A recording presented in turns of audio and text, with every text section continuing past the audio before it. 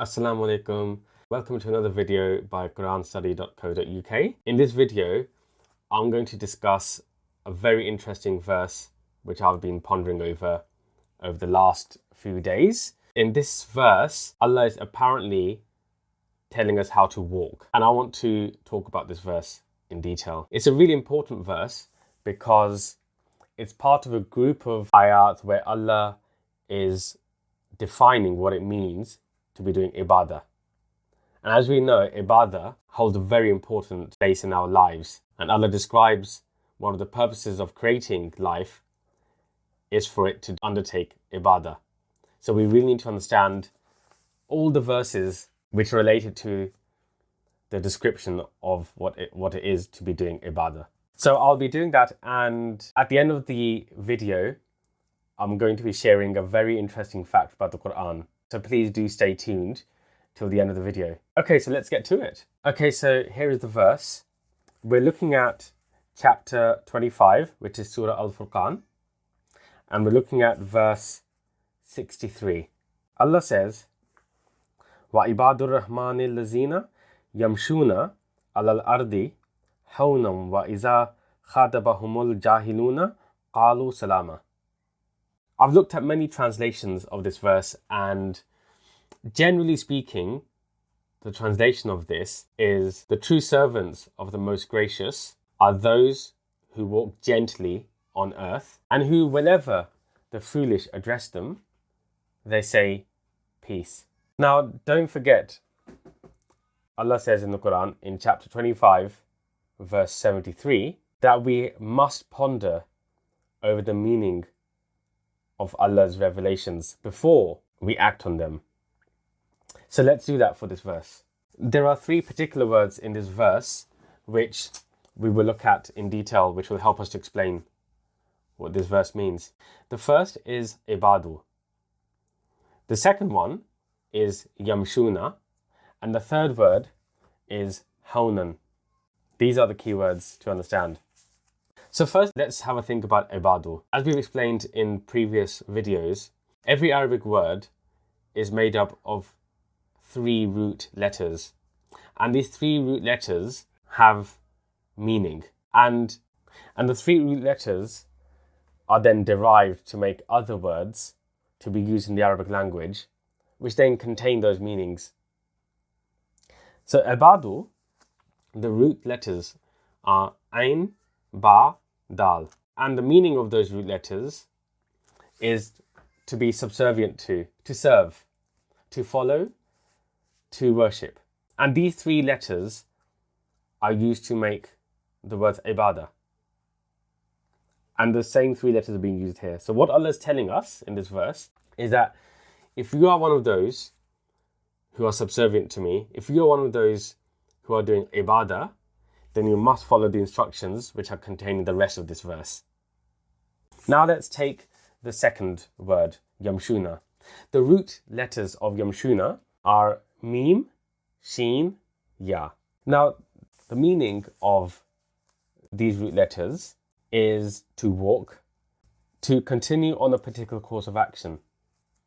So, technically speaking, the translation of the verse we are discussing, to walk, is not incorrect.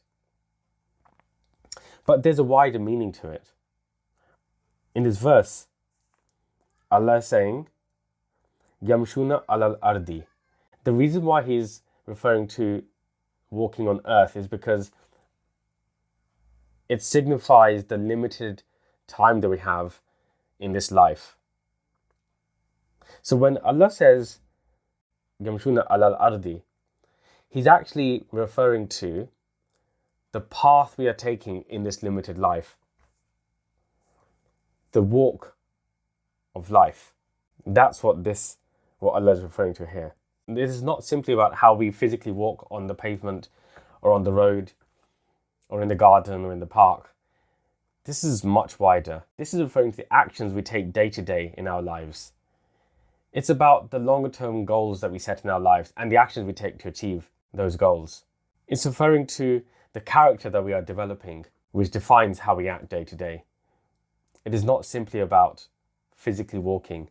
To understand this a bit further, let's look at one other verse. Let's look at chapter 67, verse 22. In this verse, Allah says,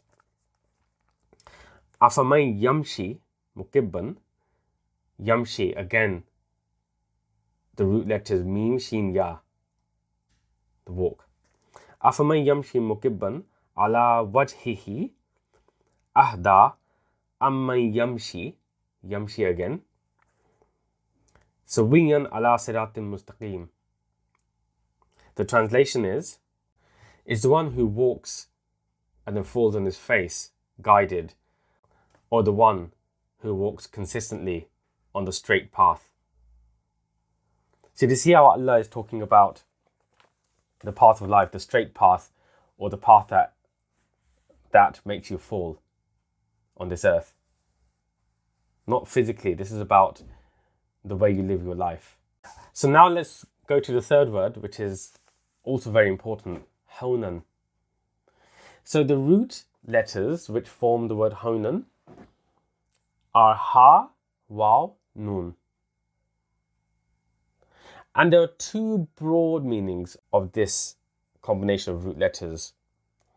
One of these meanings is to do something with ease. So for example, Allah says in 3 places in the Qur'an that He began the creation of this universe with ease.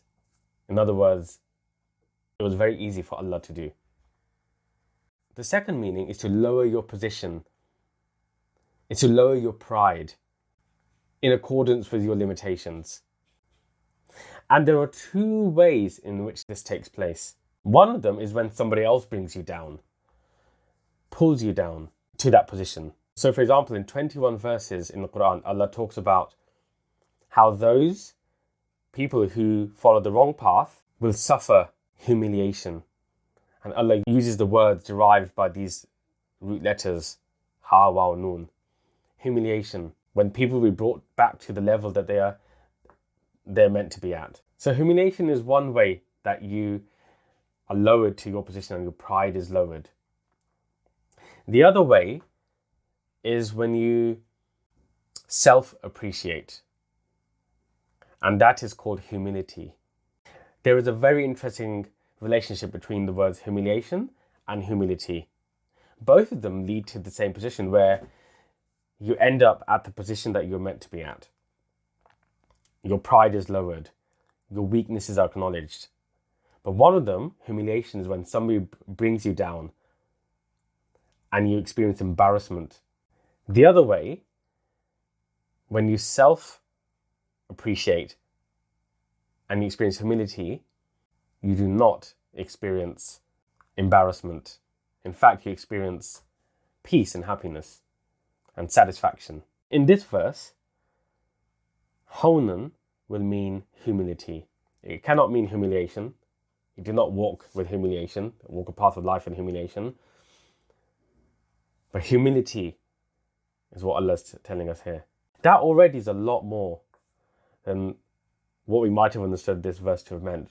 Just think about the character which Allah is trying to tell you that you need to develop. What it means is that you need to be conscious that you are limited in nature. You are subservient to the laws, the permanent laws that Allah has established in this universe. You cannot control them. You cannot overpower them. Those laws are permanent. The laws of cause and effect, the laws of nature. Allah is the all-powerful, not you. Humility means you'll be modest and humble. You'll be down to earth. You'll be kind and respectful to others because you acknowledge your position. You'll be simple, plain and honest. This is what Allah is trying to tell us to be like. I often find it's useful to think about what the opposite is, so we know what we should not be like. The opposite of humility is when you are proud. When you're big-headed, you have a high ego. You think you are in control of everything that happens to you. You think you're in control of what happens to others.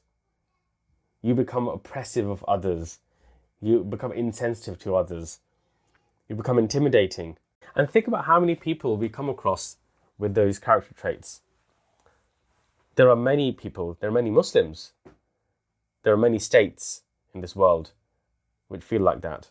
And one of the big things I feel that leads to such a character, a negative character, is power and wealth. When people use the power and the wealth in the wrong way, makes them think they're more powerful than others and that they can get away with anything. For such people, Allah is saying humiliation awaits them. This is the law of Allah. It's a permanent law. People will be brought back to the level that they're meant to be at. This verse should make us think about whether we are walking the path of our lives in the way that Allah wants us to. Are we building that character? Are we treating people this way? Are we treating our family, our relatives, our friends, the people that we disagree with? How are we treating them? Do we think we are superior? We're all the same. Think about the people that we are voting to bring into power. What character traits do they demonstrate? Are we voting for the right people? Are we trying to get the right people that influence our day-to-day lives and of those around us? So now let's just go back to the beginning. Let's go back to this verse and where we started. So we started with the general understanding that this verse is about how we walk, physically walk. But it is so much more than that, as you can see. And importantly, it's telling us this is Ibaadah. This is part of the definition of Ibaadah. Allah is saying to us, if you want to do Ibaadah, you have to follow this instruction. Now, one of the beauties of the Qur'an is that Allah helps to explain His verses through other verses in the Qur'an. So I found another verse which explains this verse itself. So let's go to chapter 31, verse 18. In this verse, Allah says, and I'm going to just read the translation here. Do not treat people with contempt, and do not walk a path. Allah uses the word with the root letters mim, shin, ya again. Do not walk a path of self-conceit. Self-conceit is when you exaggerate your worth or your capabilities, when you're boastful.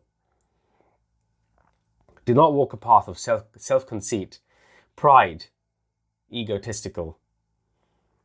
Allah does not like those who out of pride are boastful and who self-glorify. So can you see how in this verse Allah is talking about the wrong way of walking the path of your life? And it should again help to explain what chapter 25 verse 63 means. Now let's ponder over the last part of this verse, and this will take slightly less time. إِذَا خَاطَبَهُمُ الْجَاهِلُونَ قَالُوا سَلَامًا. Now to understand this, there are two things to bear in mind. The first is, this is connected deeply with the early part of this verse, which was about humility. The second thing is, if you have read and understood the Qur'an more widely, you will know that in other places in the Qur'an, Allah tells believers to address others who believe with salam. So what this verse means is that when we are addressed by those people who either do not know the right path or disagree with the right path, and they are addressing us about this path, in other words, disagreeing with us,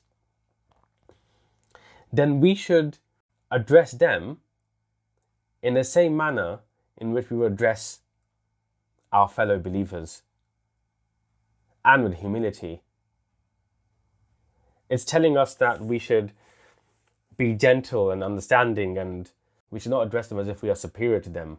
We should be tolerant. We should maintain a gentle manner and not be aggressive with them. And if you think about the psychology of this, it makes perfect sense.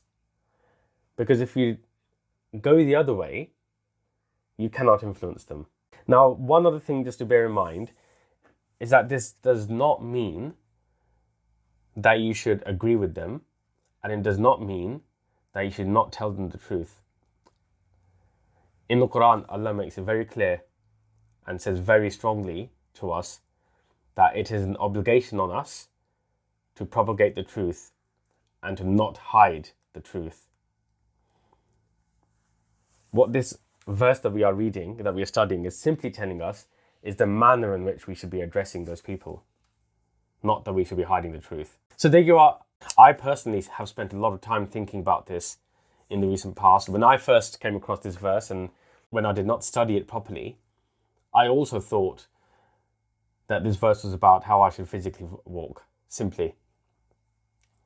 But I didn't fully understand the depth of the verse until I started to study it properly. And I hope with what we've gone through today, it's helped you to understand it further as well. And they can help you to apply this verse in your life. Remember, Allah commands us in the Qur'an not to just recite the verses, not to just read the meaning.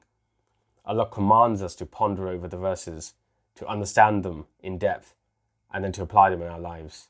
In my next videos, I'll be going through some of the other verses in Surah Al-Furqan, which also form part of the definition of the word Ibaadah.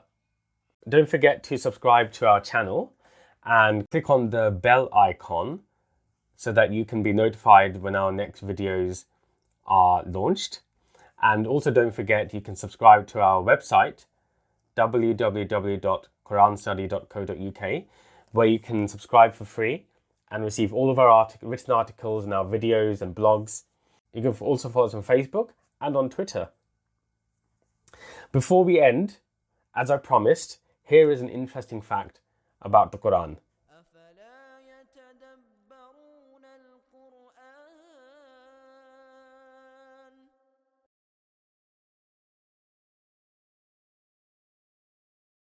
Okay, so there you go. Thank you for watching. See you next time. Assalamu alaikum.